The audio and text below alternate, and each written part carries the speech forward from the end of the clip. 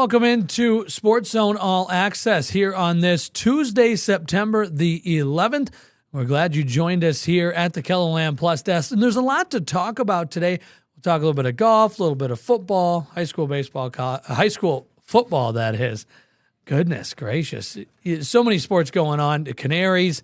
We will talk baseball, just not high school baseball. That's long gone. And it all starts, Ian, with some breaking news out of Vermilion, straight off of Instagram, Charles Pierre Jr.'s Instagram, to be specific.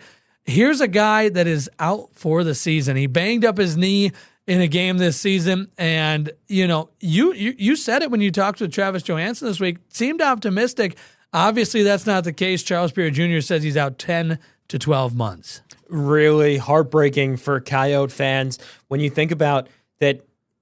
Of all the returners coming back on the offensive side of the ball, and it started with Aiden Bauman, and then right behind him, Charles Pierre Jr., leading to that excitement that we're going to see a lot of points from this Coyote offense, and now they lose one of their best playmakers for a team that's 0-2 and in need of a win and in need of something to break right for them.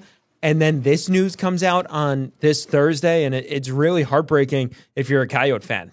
Yeah, it really is. And, this is a team that needed his jolt. He's one of the more electric players in the whole country for that matter. And this is a guy that is on a team that is off to a tough start. I mean, everyone knew that they were going to lose at Iowa State. And it's nothing to say against USD's program. That's just how good Iowa State is.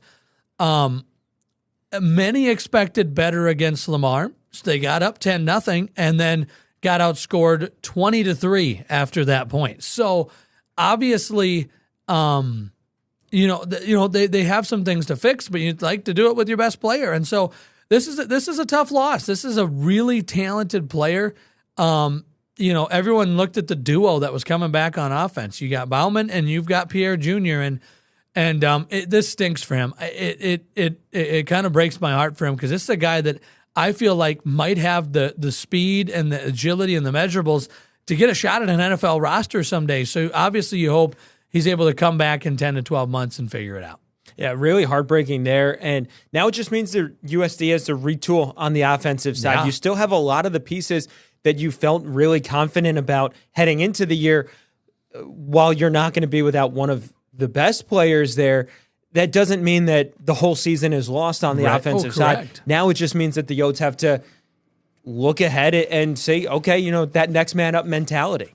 Yeah, and you'll see that. And sometimes you see these guys rally around an injury like this and say, hey, I was supposed to be Charles Pierre Jr.'s backup, or I was the number one receiver, but Pierre Jr. was still getting more touches than me. Well, now I'm going to get more touches. I've got to step up for Charles Pierre Jr., and you could see something like this hopefully rally them a little bit. They're 0-2. They need a W. They have Northern Colorado coming to town on Saturday.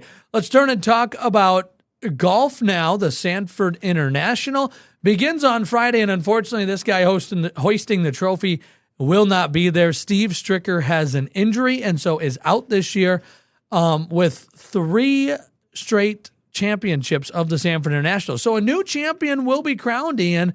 And that's the fun part because the question is, who's the new champion going to be? And is it going to be one of the greats that is coming to town this week? That's what makes it so much fun. In sports, you love to see dynasties, and Stricker has been that at the Sanford International the last couple of years.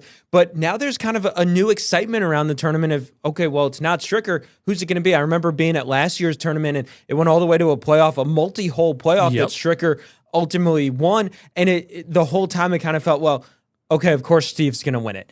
And now this year, that card is off the table. Yeah. So it'll be really fun to see. But you look at the list of names that are committed to play this year. You have Ernie Els, you have Rocco Mediate, you have John Daly, always a fan favorite. So many big names that you remember from the PGA Tour, let alone the Tour Champions. And so, guys who have been having success on the course for 20, 30, 40 years that we've been watching, all playing right in your backyard.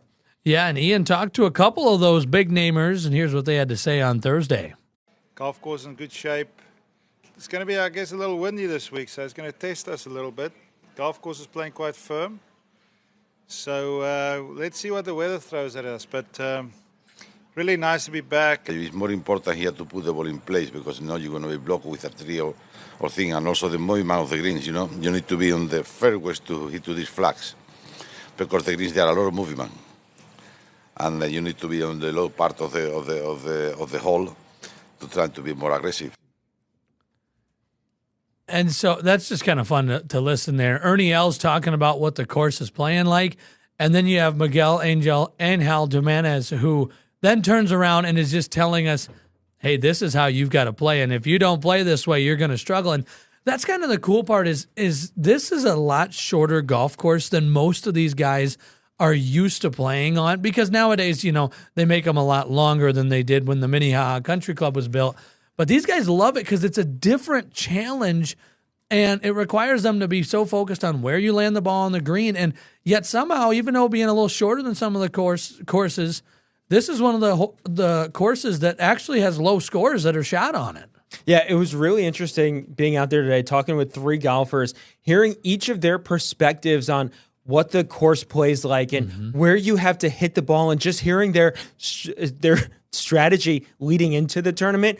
Of course, Els has been here before, so he has that advantage. But some of them who are just looking around and saying, first time here, of like, okay, well, look, there's this shot. It'll be really interesting to see how it all plays out this weekend. It will be, and it's fun to listen to Miguel Angel Jimenez talk about what he's doing because, first of all, great human being. He's a funny guy. He jokes around a little bit.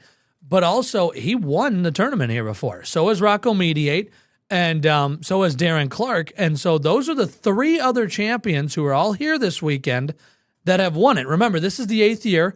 7 years it's happened. Mediate, Angel Jimenez, and Clark have won it 4 times of Stricker. So, it's exciting to see who's going to be the new favorite. Maybe John Daly will go on a run. He did a couple years ago, and everyone followed him because he was in the top 5 for a little while. So we'll have to see.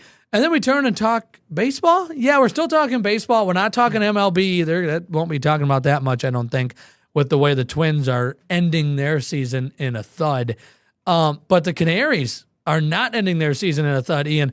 Best season that they've had since 2010, wins-wise.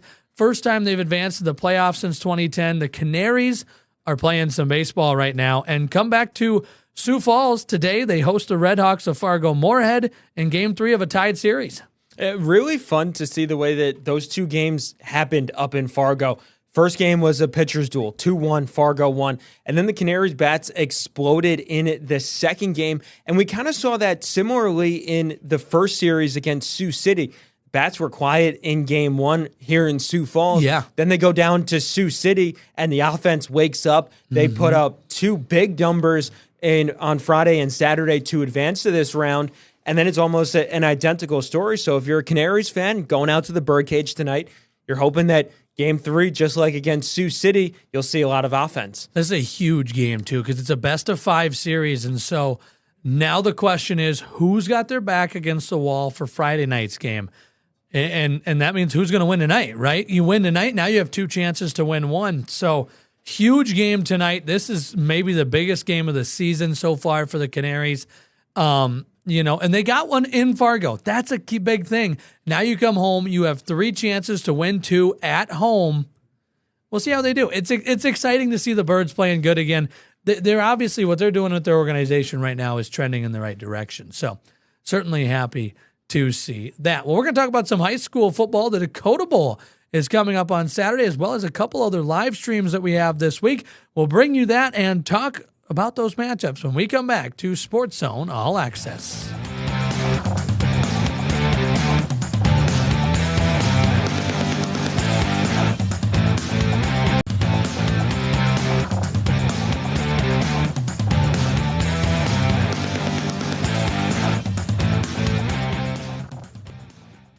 Welcome back to SportsZone All Access. Grant Sweeter, Ian Sachs here on this Thursday, September the 11th. And we've talked a lot of different things today. We talked to Canaries. We talked to breaking news out of Vermilion with Charles Pierre Jr. being injured. And we talked about the Sanford International. Well, we also got a lot of other things going on this week, including one of the more highly anticipated games of the season. It doesn't matter what the matchup is. Everyone looks forward to the Dakota Bowl. there's so many fans that they pack into McEnany Field. They have festivities and tailgating and all of this, and it really is a cool event, and that should get a lot of eyes on it Saturday night. We'll get into the matchup in just a minute. I have to say off the top, anytime you have fireworks at a game, especially a high school football game, that means you're doing something right, and I love that part of it. It's always a late kickoff at night because of the fireworks, so that they could get them in at halftime. So that's always a blast and fun to see. But now turning to the matchup between O'Gorman and Brandon Valley, and two of the top 5 teams in 11 AAA. And you think about, okay, this is a great matchup, but for O'Gorman specifically, they would love to see themselves get a win. Look at that first stretch of the season for them. They start off with Harrisburg, neck and neck game. Then they play the reigning state champion in Lincoln.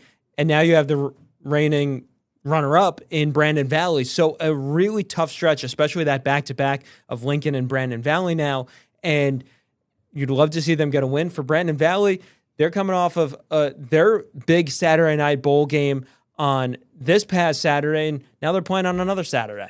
Yeah, and a lot of respect between these two teams. I always love talking to Matt Christensen and Jason Poppinga, the two head coaches. We had a chance to talk with them at Dakota Bowl Media Day, and here's what they had to say. They have great coaches, great athletes, plenty of good ball carriers, difficult schemes to defend where they spread the field and share the ball around, and clever fakes, and good quarterback in Hermanson. The learning is the important part. What can we learn from our mistakes? And last week was a big learning curve, and we're going to see how our kids respond this week, coming back out playing another really, really good football team.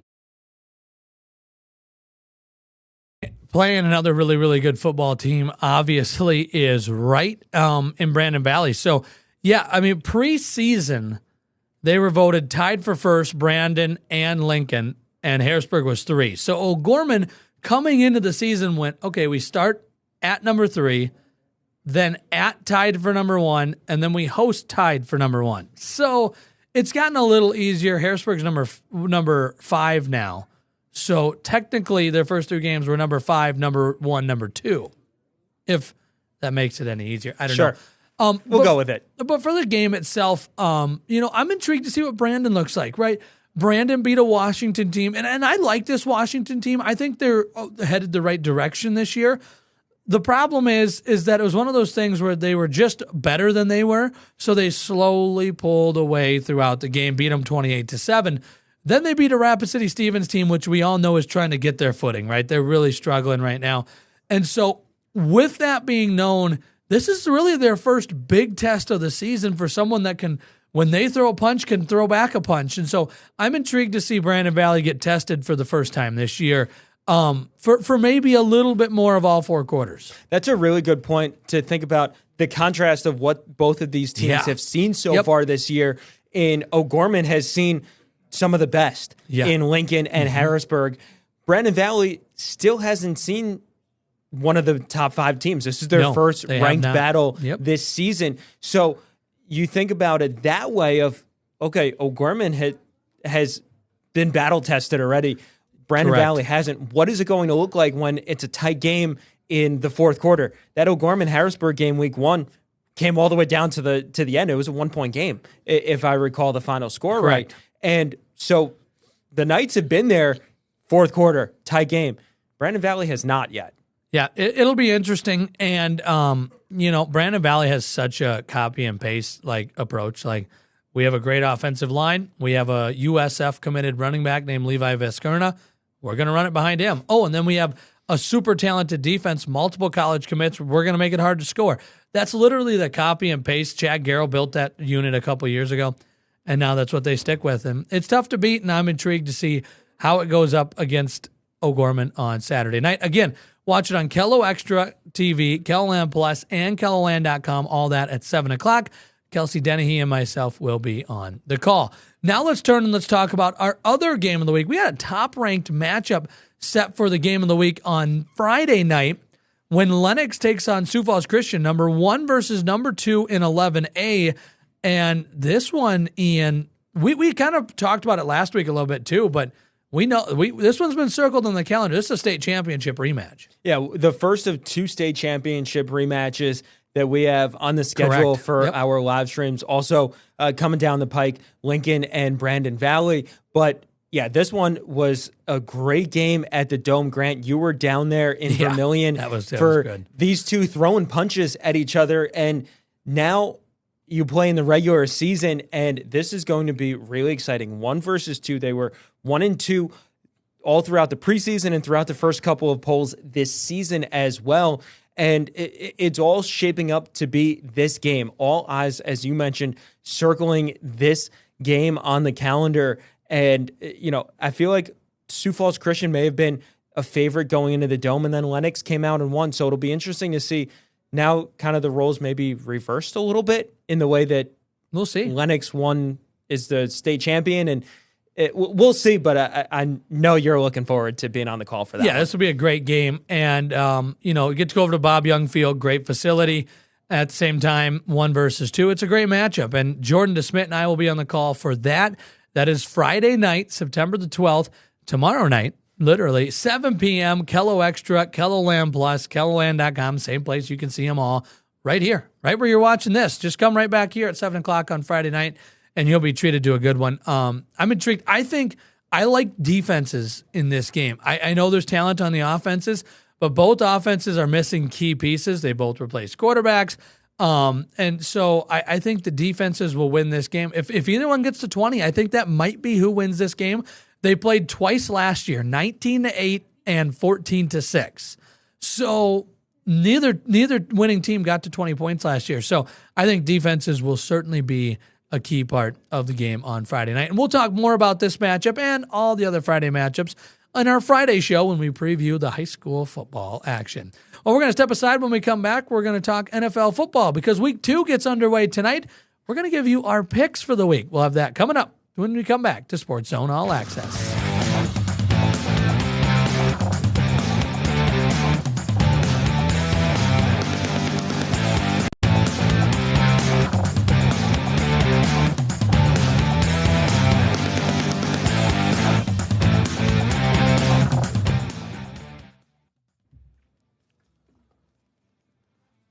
Welcome back to SportsZone All Access here on this Thursday. As we wrap up our show today, we're going to run through a lot here in the last part of our show, and that includes talking about NFL, right? Week 2 gets underway today, and let's jump right into our picks. Well, why are we going to talk about NFL? That's a good point. Let's get to that first. So one thing that's pretty cool, KELOLAND does this Pro Football Challenge, and so if you go to our website, KELOLAND.com, you go to the Marketplace tab and Contests.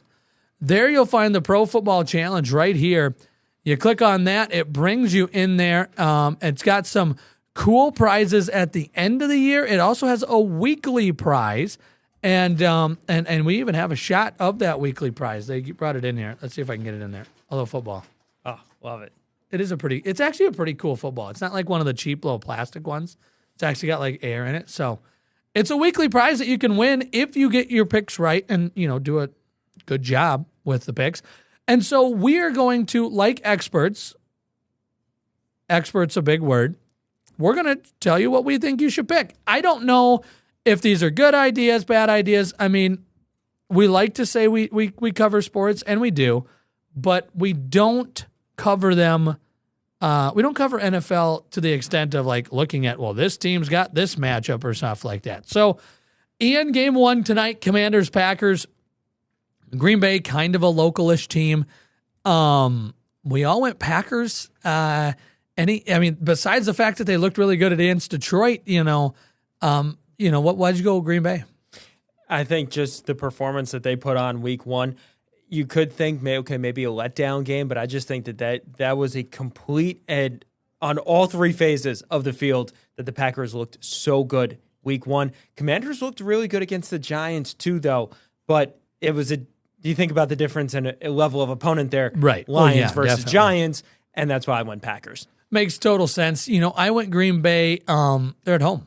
They're a tough team to beat at home. Their defense looked really good. We'll see. This is going to be a good game. I mean, this is not a gimme game. This is a good one to pick. Bears Lions. Kelsey went with the Bears. I asked her a reason why. She's like, she just felt like maybe the Bears could do it. I don't know. But we went both with the Lions. I feel like Detroit has got a lot to fix. They'll right the ship this week. Yeah, to keep in mind that Detroit lost 2 games all of last year. I don't think they're going to lose 2 games in the first 2 weeks.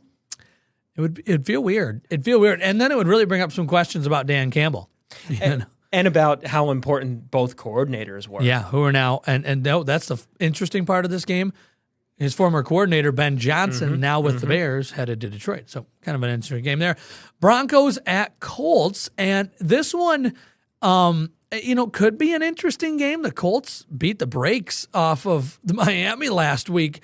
Danny Dimes. Yeah, but man, that Denver defense was suffocating. Cam Ward couldn't get anything going.